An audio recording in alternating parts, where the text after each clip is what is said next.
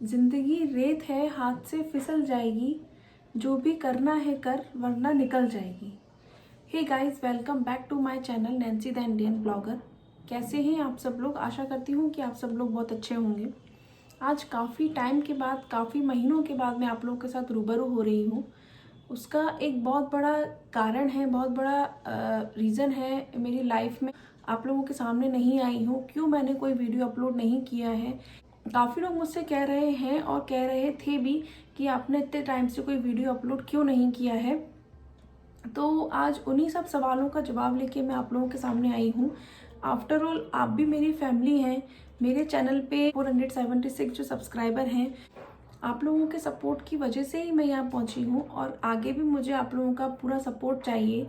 तो मैं आप लोगों के साथ कैसे शेयर ना करूँ कि क्या रीज़न था, मैंने क्यों कोई वीडियो अपलोड नहीं किया। तो आप लोगों को बताना तो बहुत ज़रूरी था मेरे लिए। लास्ट फरवरी मार्च में मैंने अपने वीडियोस अपलोड किए थे। तब तक सब कुछ बहुत अच्छा चल रहा था, सब कुछ बहुत बहुत ठीक था। मतलब ये कहते हैं ना कि जो एक नॉर्मल लाइफ चल रही है फैमिली में, वो सब चल रहा था। सब अपनी जगह ठीक था। कभी किसी ने नहीं सोचा था कि ऐसा भी पल हम लोगों की लाइफ में आएगा।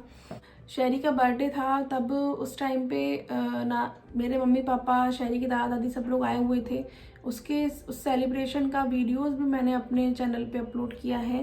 फिर मार्च में अपने घर गई और सब लोगों के साथ मैंने टाइम स्पेंड किया, पापा मम्मी भाई बहन। तो हम सब लोग साथ में ही थे, बहुत अच्छा लगा। 1-1.5 महीने में साथ में रहे सब लोग। मार्च तक होली हमने बहुत अच्छे से एंजॉय करी। देन उसके बाद जो हुआ वो हम लोगों ने सपने में भी नहीं सोचा था कि ऐसा होने वाला है। अप्रैल का टाइम था, 8 तारीख से सब गड़बड़ हो गया। सबसे पहले मेरे घर में मेरी मम्मी को फीवर आया और हम लोग, पापा को भी आया था उस दिन। तो हम लोगों ने नॉर्मली जो हम टैबलेट्स लेते हैं फीवर की, वो हम लोगों ने ली। और इन जनरली हम सब अपने अपने घरों में वही करते हैं कि फीवर आता है तो एक दिन हम पहले नोटिस करते हैं, देखते हैं कि क्या रीज़न है। तो और फिर पापा का फीवर चला गया था, पापा को फीवर नहीं हुआ। फिर मम्मी का फीवर तो कंटिन्यू रहा। फिर जब मेरे भाई को भी फीवर आ गया तो हम लोगों को लगा कि कुछ है शायद। तो मेरी मम्मी गई, टेस्ट करा के आई अपना। तो उनका टेस्ट निगेटिव आया। उन्होंने पहले एंटीजन टेस्ट कराया था तो उनका टेस्ट निगेटिव आया। मेरे हस्बैंड भी तब वहीं थे। मेरे हस्बैंड और मेरी मम्मी टेस्ट करा के आया तो उन दोनों का निगेटिव था। फिर भाई का फीवर तो दूसरे दिन उतर गया था। फिर 2 दिन बाद फिर पापू को अचानक से फीवर आ गया। फिर जब पापू को अचानक से फीवर आ गया तो फिर हम लोगों ने टेस्ट वगैरह कराए। फीवर आया, पहले डॉक्टर को दिखाया हम लोगों ने। तो डॉक्टर, मेरे पापा को ऑलरेडी पहले से ही शिकायत है, सीओपीडी की शिकायत है। तो उनको सीओपीडी की शिकायत थी पहले से। ऑक्सीजन मशीन हमारे घर में रहती थी क्योंकि वो उनको ज़रूरत थी उसकी, तो वो हम लोग अपने घर में ही रखते थे। फिर उसके बाद डॉक्टर को दिखाया, डॉक्टर से कंसल्ट किया तो डॉक्टर ने भी यही राय दी कि आप लोग घर में ही इनका इलाज कीजिए और टेस्ट करा लीजिए ये वाला, और घर में ही मैं इंजेक्शन लिख रहा हूँ। आप लोग घर में ही, हमने इंजेक्शन वगैरह सब घर में ही ट्रीटमेंट किया। ऑक्सीजन मशीन हम लोगों के पास थी। डॉक्टर ने भी हमें यही सजेस्ट किया था कि आप लोगों के पास ऑक्सीजन मशीन है तो आप लोग घर में ही ट्रीटमेंट कीजिए। तो हम लोगों ने घर में ही ट्रीटमेंट किया और करीबन 1.5 दिन ही दवाई चल पाई थी। तबीयत बिगड़ रही थी, बहुत नींद आ रही थी उनको, बहुत सो रहे थे वो, उनको बहुत नींद आ रही थी उस टाइम पे। तो और सो रहे थे वो, तो हम लोगों को भी लग रहा था कि इतनी नींद क्यों आ रही है, इतनी नींद नहीं आनी चाहिए। और तो फिर डॉक्टर को फिर चेकअप कराया, तो कंसल्ट किया डॉक्टर से। तो डॉक्टर ने बोला कि अगर आप लोग हैंडल नहीं कर पा रहे हैं तो आप लोग हॉस्पिटल में एडमिट कर दीजिए। पर हॉस्पिटल की कंडीशन तो आप सब लोगों को पता ही है, जिस टाइम लास्ट अप्रैल में जो सिचुएशन थी हॉस्पिटलों की। तो वो सब चीज़ें सोच के हम लोग रात में यही डिस्कस कर रहे थे कि हॉस्पिटल में एडमिट नहीं करेंगे हम, क्योंकि हॉस्पिटल में बहुत बुरी सिचुएशन है और मिलने भी नहीं दिया जाएगा, देखने भी नहीं दिया जाएगा, तो हम लोग एडमिट नहीं करेंगे। पर उसके बाद दूसरी दिन रात को सब लोग अच्छे से, ये सब बातें हुई घर पे और हम लोगों ने फाइनल किया कि हम एडमिट नहीं करेंगे, हम घर में ही ट्रीटमेंट करेंगे। देखते हैं एक दिन दवाई लेके और क्या होता है। बट उस दिन रात को अचानक से पापा जो हैं उठ के, अब उनको समझ में नहीं आ रहा था वो क्या कर रहे हैं, वो उठ के वो अपने घर में घूमने लगे और पता नहीं कह रहे थे, मुझे समझ में नहीं आ रहा मैं कहाँ पर हूँ। और ये सब चीज़ें हुई उनके साथ, तो हम लोग भी घबरा गए अचानक से कि ऐसा क्या हो रहा है, ऐसा तो कभी नहीं हुआ है, ऐसा क्यों हो रहा है इस बार। हमने सुबह का वेट किया, फिर सुबह हम लोग डॉक्टर के पास गए, बट कोई डॉक्टर नहीं था। संडे का भी दिन था और इस क्रिटिकल सिचुएशन में संडे के दिन में कोई डॉक्टर नहीं था। बहुत बड़ा अब क्या बोलूँ मैं आप लोगों को।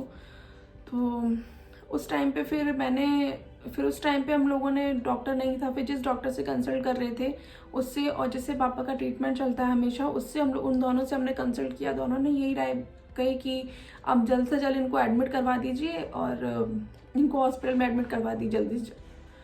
फिर मन में तो ये था कि नहीं करना है, बिकॉज देखने नहीं दिया जाएगा, मिलने नहीं दिया जाएगा, कोविड का जो टाइम है, कोई हॉस्पिटल में जगह नहीं थी, कोई बेड खाली नहीं था, बेड अवेलेबल नहीं था, ऑक्सीजन का बेड चाहिए था, ऑक्सीजन की एम्बुलेंस चाहिए थी, कुछ अवेलेबल नहीं था। फिर अब डॉक्टर्स ने भी बोल दिया कि एडमिट ही कीजिए, तो फिर उसके अलावा कोई ऑप्शन भी नहीं था हम लोगों के पास। फिर हमने एडमिट ही किया। फिर कहीं से एक एम्बुलेंस वाले ने बताया कि मैं इस हॉस्पिटल में एक पेशेंट को छोड़ के आया हूँ, वहाँ पे एक बेड अवेलेबल है, आप बात कर लीजिए। फिर हम लोगों ने वहाँ कॉन्टेक्ट किया तुरंत और फिर वहाँ पे एडमिट किया उनको। जब एडमिट किया घर पे, तो उनकी ऑक्सीजन घर पे 76 थी, बिकॉज उनकी ऑक्सीजन पहले भी कम हो जाती थी, तो इसलिए हम लोगों को इतना वो नहीं था ऑक्सीजन का, कि बट ऑक्सीजन लगाने के बाद उनकी ऑक्सीजन इतनी आ रही थी। और फिर वहाँ जब प्राइवेट हॉस्पिटल में एडमिट किया, तो आप लोगों को तो पता ही है प्राइवेट हॉस्पिटल में किस तरह से बिहेव करते हैं लोग, और उस पैंडेमिक में तो किस तरह से बिहेव कर भी रहे थे। कोई देखने वाला नहीं था, बस पेशेंट को ले लिया है, बट पेशेंट का ट्रीटमेंट नहीं है। पेशेंट को कोई सी भी दवाई दे रहे हैं, पेशेंट को क्या हो रहा है वो कोई नहीं देख रहा है। कोई एक पर्टिकुलर डॉक्टर नहीं है वहाँ पे चेक करने के लिए कि एग्जैक्ट क्या प्रॉब्लम है। सब ने कोविड कोविड कोविड, बस कोविड ही चल रहा था उस टाइम पे। तो एडमिट तो कर दिया था, बट उस टाइम पे वहाँ पे ऑक्सीजन उनकी आ रही थी 52। अब उसके आगे उनकी ऑक्सीजन बढ़ी ही नहीं, 52 ही रही। फिर हम वहाँ पे जो भी डॉक्टर थे वहाँ पे, उनसे हमने कंसल्ट किया कि ऑक्सीजन घर पे तो इतनी आ रही थी और यहाँ पे मशीन लगाने के बाद भी इतनी कम ऑक्सीजन आ रही है। स्टाफ इतना गंदा स्टाफ था वहाँ का, इतना गंदा स्टाफ था, उनको बात करने ही नहीं आ रहा था कि कैसे बात करनी है। जाओ अपने पेशेंट को ले जाओ, यहाँ अगर आपको ज़्यादा दिक्कत हो रही है तो जाओ ले जाओ उनको, यहाँ से निकाल देंगे, हम यहाँ से डिस्चार्ज कर देंगे। ऐसे सिचुएशन में तो हम सब यही करते हैं ना कि नहीं, जो भी सुना रहे हो सुना लो, बट हमारे पेशेंट को ठीक कर दो। तो फिर शाम को फिर से हम लोग गए, 2 बार गए। फिर मैं और मम्मी गए साथ में, बात करके आए कि क्या है, क्यों ऑक्सीजन इतनी कम हो रही है, क्या प्रॉब्लम आ रही है। तो उन्होंने बोला कि हमसे नहीं हैंडल हो पाएगा, इनको वेंटिलेटर की ज़रूरत है, आप इनको कहीं भी ले जाओ, आप इनको बिरला में ले जाओ या फिर दिल्ली ले जाओ या फिर कोई गवर्नमेंट हॉस्पिटल में ले जाओ, कहीं भी ले जाओ, बट हम नहीं कर पाएंगे, यहाँ से आप इन्हें डिस्चार्ज कर लीजिए। फिर वही प्रॉब्लम, फिर वही जो सुबह के टाइम पे इशू था, वही फिर से हो गया कि अब क्या करें, अब कहाँ लेके जाएं, अब कोई बेड भी खाली नहीं है। फिर मेरा भाई गया हॉस्पिटल्स में रिक्वेस्ट कर करके कि कोई अपना एक बेड दे दीजिए, प्लीज़ एक बेड मिल जाए, प्लीज़ एक बेड मिल जाए। तो एक वहाँ के ग्वालियर में रहती हूँ मैं, तो ग्वालियर के गवर्नमेंट हॉस्पिटल में बात करी, तो उन लोगों ने एडजस्ट किया कि ठीक है, एक बेड हम अरेंजमेंट करा देते हैं, एक बेड हम हो जाएगा, आप ले आइए पेशेंट को। तो वो कहते हैं ना, अंधेरे में भी रोशनी मिल जाए तो बहुत अच्छा लगता है। तो वही हम लोगों के साथ हुआ कि उस टाइम पे हम लोगों को लगा कि हाँ चलो अब सब ठीक होने वाला है, सब अच्छा हो रहा है, अब चलो हम लोग यहाँ पे ले चलते, जल्दी जल्दी से वहाँ से डिस्चार्ज फॉर्मेलिटीज़ की और फिर उनको गवर्नमेंट हॉस्पिटल में एडमिट किया। गवर्नमेंट हॉस्पिटल में लेके गए, तो एम्बुलेंस में आप लोग यकीन नहीं करेंगे, एम्बुलेंस में उनकी ऑक्सीजन आ रही थी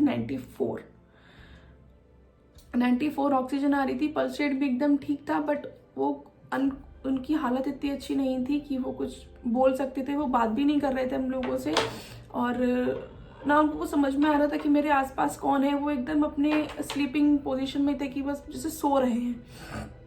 बहुत जोर से उनको हिलाने के बाद ही वो कुछ बोल रहे थे, तो ऐसा लग रहा था जैसे वो सो रहे हैं। तो उसके बाद गवर्नमेंट हॉस्पिटल में पहुंचे हम लोग, तो वहाँ पे पेशेंट को लेके गए मेरे पापा को। और पहले तो एडमिट नहीं कर रहे थे वहाँ पे कि आप RT-PCR रिपोर्ट लेके आइए तभी हम एडमिट करेंगे। और RT-PCR रिपोर्ट हम लोगों ने सबने कराई थी, बट किसी का रिजल्ट ही नहीं आया। 4 दिन हो गए थे। अब वो रिपोर्ट का वेट करें कि हॉस्पिटल में एडमिट करें पेशेंट को। रिपोर्ट ही नहीं आ रही थी, उस टाइम पे रिपोर्ट भी नहीं आ रही थी लोगों की। तो फिर मैंने बोला वहाँ पे, भैया कि एंटीजन RT-PCR नहीं है बट CT स्कैन तो है। CT स्कैन के मुताबिक तो आप लोग कोविड मानते हैं ना, तो CT स्कैन के मुताबिक एडमिट तो कीजिए, पेशेंट का इलाज तो कीजिए, देन रिपोर्ट आ जाएगी सुबह तक। वो बोल रहा है कि सुबह तक रिपोर्ट आ जाएगी। दिल्ली गई है रिपोर्ट, दिल्ली से आने में टाइम लगेगा, 4 दिन ऑलरेडी हो गए हैं, तो कल तक आ जाएगी रिपोर्ट, पर आप एडमिट तो कीजिए। बहुत बोलने के बाद उन लोगों ने एडमिट तो कर लिया, बट उसके बाद एडमिट तो करा दिया, जैसे तैसे एडमिट करा दिया, पर उसके बाद उन लोगों ने देखने भी नहीं दिया। पर उसके बाद उन लोगों ने ना मिलने दिया, ना देखने दिया, ना जाने दिया, ना कुछ बताया कि पेशेंट की क्या हालत है, कौन से वार्ड में उनको रखा है, कौन से फ्लोर पे उनको रखा है। बस सब लोग घुमा रहे थे कि फर्स्ट पे है, सेकंड पे है, हाँ उनको एडमिट कर लिया है, डॉक्टर सुबह आएंगे, चेकअप होगा, आप लोग जाइए अब यहाँ से। फिर हम लोगों को बोले कि आप लोग जाइए यहाँ से। तो फिर बाहर कब तक बैठ रहे हम लोग। 1 बजे घर पे आए। 1 बजे घर पे आए, नींद तो किसी को भी नहीं आ रही थी कि वहाँ पे पापा हैं और हम यहाँ घर पे बैठे हैं, तो नींद तो किसी को नहीं आ रही थी। फिर है ना, सुबह 6 बजे फिर मेरी मम्मी और मेरा भाई फिर गए हॉस्पिटल की शायद मिलने देंगे अब जाके, पर तब भी नहीं मिलने दिया। सुबह 6 बजे से लेके और रात के और दोपहर के 12 बजे तक बहुत परेशान किया इन लोगों ने। मम्मी ने कहा कि मुझे देखने दो, एक बार वीडियो कॉलिंग करा दो, एक बार बात करा दो, तो कुछ भी नहीं कराया, ना वीडियो कॉलिंग कराई ना बात कराई। तो मम्मी ने कहा कि एक बार वीडियो कॉलिंग करा दो, जैसे कि उन लोगों के उसमें था कि पेशेंट को वीडियो कॉलिंग के थ्रू दिखाया जाएगा या फिर जो पेशेंट बात कर सकते हैं उनको बात करा जाएगा। पापा की हालत ऐसी नहीं थी कि वो बात कर सके, नहीं तो हम उन लोगों को उनको फोन भी देते थे। बाकी के जो पेशेंट थे वो बात तो कर रहे थे अपने फैमिली वालों से, बट इनकी हालत ऐसी नहीं थी कि वो बात कर पा रहे थे। तो फिर हमने बहुत गिड़गिड़ाए, बहुत बोला, बहुत कुछ किया, वहाँ पे रह के रिक्वेस्ट करी कि कैसे भी करके करा दो। और डॉक्टर्स का तो मैं क्या ही बोलूँ आप लोगों को, कोई डॉक्टर नहीं था वहाँ पे अवेलेबल, कोई भी डॉक्टर नहीं था। सबने बोला सुबह 10 बजे डॉक्टर आएंगे, 10 बजे डॉक्टर कोई आया नहीं। आया भी तो कोई डॉक्टर किसी से बात नहीं कर रहा है, बहुत लंबी लाइन लगी है। आप अपने पेशेंट को आप अपने पेशेंट की, अपने फैमिली मेम्बर की जानने के लिए लाइन में लगे। जब आधे घंटे बाद आपका नंबर आएगा तब आप पूछें, और 1 सेकंड आपको डॉक्टर बताएगा कि हमने उनको वेंटिलेटर पर डाल दिया है और जो होगा देखा जाएगा, अब उनकी बचने की उम्मीद नहीं है, ऐसा कह दिया जाएगा। बस ऐसा कह दिया मुझे। मैं लाइन में लगी, मैंने पूछा डॉक्टर क्या हुआ है, हम लोगों को कल से कोई कुछ बता नहीं रहा है, एडमिट तो सबने कर लिया है पर कोई कुछ बताने को तैयार नहीं है कि हुआ क्या है, क्यों ऐसी हालत है। तो उस टाइम पे उन्होंने कह दिया कि हमने उनको वेंटिलेटर पे रखा हुआ है और बहुत सीरियस कंडीशन है। नहीं बताया, 1 डेढ़ घंटे में पता पड़ेगा। हमने वेंटिलेटर पे गया, बहुत सीरियस कंडीशन बताया ना आपको एक बार में। इस तरह से तो डॉक्टर भी बात कर रहे थे वहां पे। फिर बाहर हम और सब लोग चिल्ला रहे हैं कि प्लीज एक बार बात करा दो, एक बार वीडियो कॉलिंग करा दो, बात करा दो, वीडियो कॉलिंग करा दो। फिर इस हॉस्पिटल में कोई कुछ सुन नहीं रहा था, तो फिर मेरा भाई ये दूसरे हॉस्पिटल में गया, जबकि पता था कि सब जगह की एक ही हालत है, कोई कहीं पे बेड खाली नहीं है। बट एक वो होता है ना कि एक लास्ट होप होती है मन में कि नहीं, कहीं कुछ मिल जाए, कैसे भी करके कुछ मिल जाए। तो बस वही था। फिर गए वहां पर वहां पे पहुंचने के बाद ही उन लोगों ने फोन कर दिया कि, फिर उन लोगों ने कह दिया कि अब नहीं है। मैं आप लोगों को बता नहीं सकती हूँ कि कैसा लगता है कि जब ये सब हो जाता है आप लोगों के साथ और रिपोर्ट नेगेटिव, उसके बाद भी फाइट चलती रही। उसके बाद भी फाइट ये चलती रही कि भैया आप रिपोर्ट नेगेटिव है, प्लीज अब तो दिखा दो, अब तो दे दो उनको, प्लीज। 3:45 इन लोगों ने बताया कि ऐसा हो गया है। सुबह 6 बजे से लेके और कोई बताने वाला नहीं था। 3 बजे तक किसी ने कुछ नहीं बताया कि क्या कंडीशन है आपके पेशेंट की, क्या हुआ है उनको, कुछ कोई बताने को तैयार ही नहीं है। सब घुमा रहे हैं, 1 पे आ गए हैं, 2 पे आ गए हैं, 3 पे आ गए हैं। अरे जो पेशेंट चल नहीं पा रहा है, जो अपने होश पे नहीं है, वो अपने आप क्या 1 2 3 पे आ जाएगा क्या?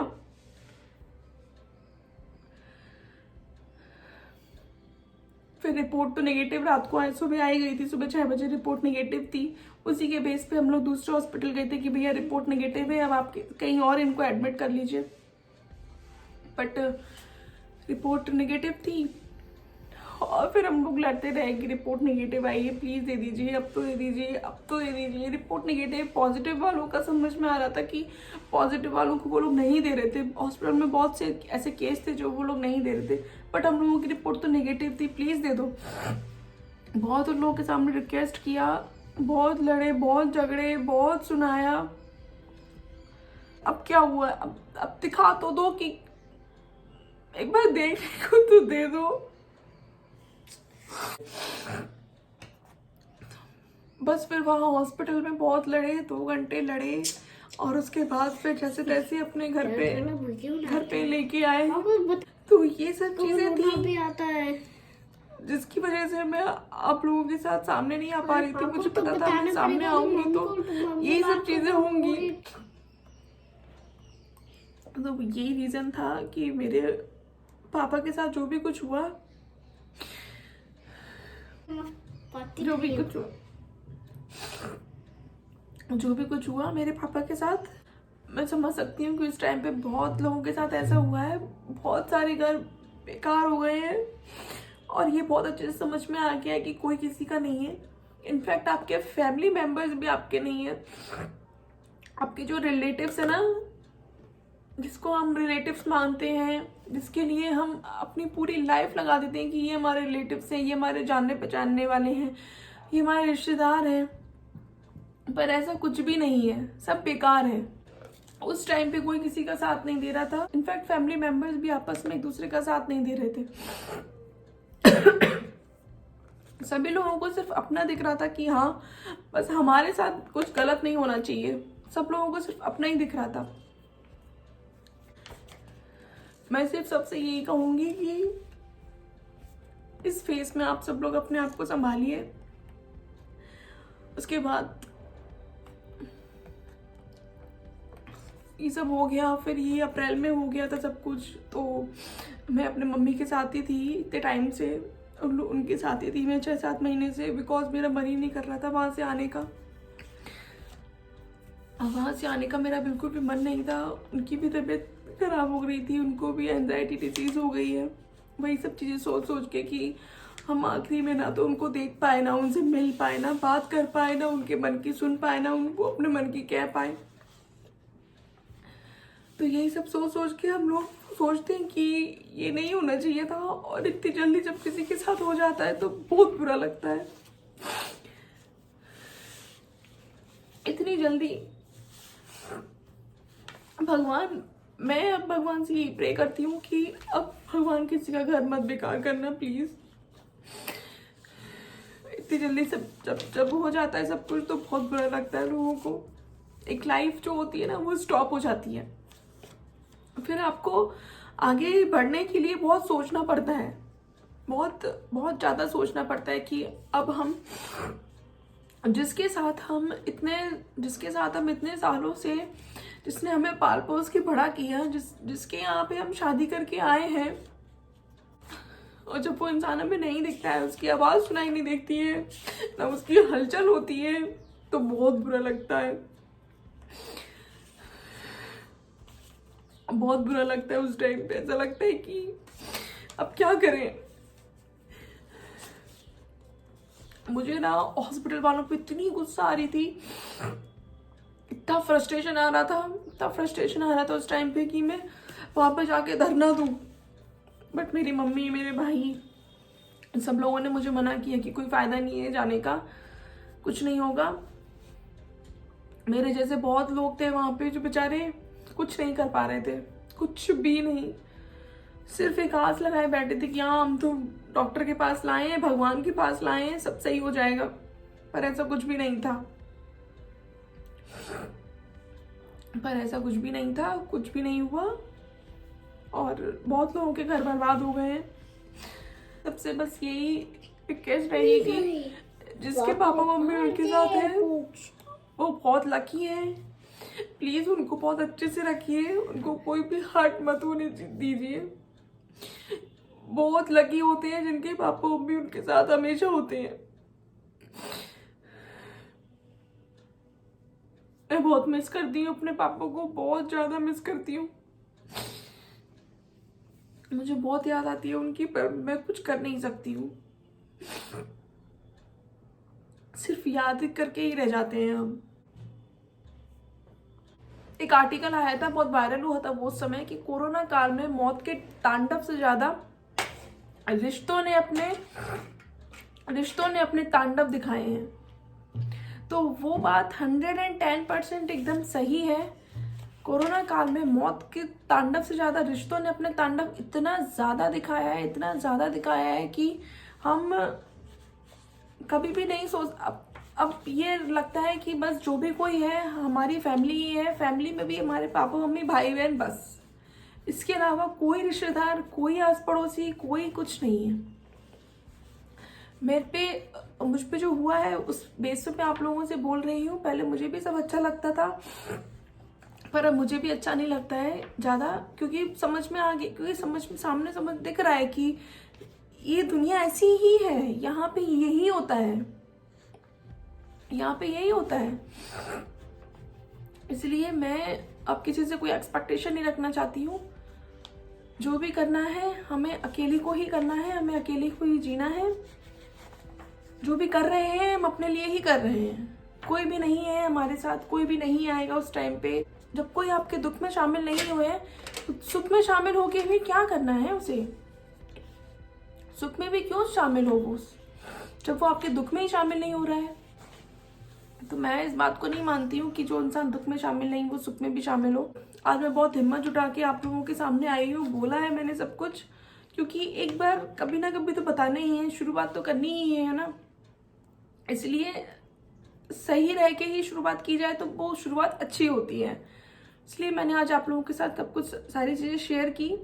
और मैं नहीं मानती थी कि मेरे पापा को कोरोना था। दुनिया चाहे जो भी कहती रहे, पर मैं नहीं मानती कि उन्हें कोरोना था। बहुत ज़्यादा स्ट्रॉन्ग थे वो, ऐसे भी नहीं थे कि डर जाएं, ऐसा भी कुछ नहीं था। बस एक समय आया था जो कि बहुत ख़राब था, जिसने हमारी लाइफ डिस्ट्रॉय कर दी है। तो आज का वीडियो मैं यहीं एंड करती हूँ और आप लोगों से वादा करती हूँ कि मैं अब टाइमली अपने वीडियोस अपलोड करूँगी और आगे आप लोगों को मेरे चैनल पे होम डेकोर से related and blogs and Amazon halls videos आप लोगों को आगे देखने को मिलेंगे। आप आज के लिए बस इतना ही, मिलती हूँ फिर मैं आपसे अपने अगले वीडियो में। तब तक के लिए आप लोग अपना ध्यान रखिए, अपनी फैमिली का ध्यान रखिए और अपनी फैमिली के टच में रहिए। Bye bye.